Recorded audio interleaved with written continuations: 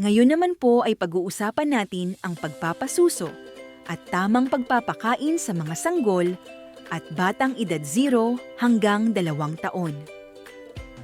Ito ay mahalagang bahagi ng pagpapalaki ng batang malusog, matalino, at hindi sakitin.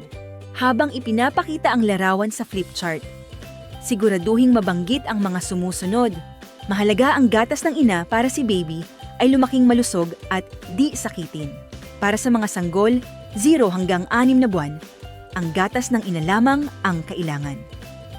Tama, sapat, at eksklusibong breastfeeding.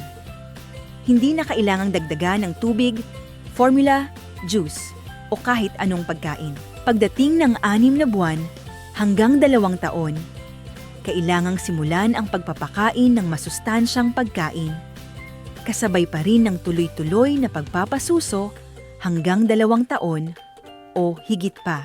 Habang tinatalakay ito, iugnay sa karanasan ng mga nanay o tagapag-alaga.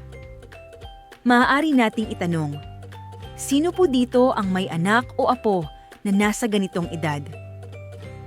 Ano po ang kadalasang inihahain ninyo kay baby? Gamitin ang mga sagot bilang tulay sa mas makabuluhang diskusyon. Pag-usapan naman natin ang complementary feeding o pagkaing pangdagdag. Sa mga sanggol na 6 hanggang 8 buwan, nirerekomenda ang unang pagkain tulad ng malapot na lugaw, mashed na gulay ng kalabasa at sayote, at pagkaing may protina tulad ng dinurog na monggo o itlog. Para sa mga baby na 9 hanggang 11 buwan, nirerekomenda ang pagkaing pampalakas, tulad ng mas malambot na kanin, tinadtad na isda, soft fruits tulad ng saging, at tokwa.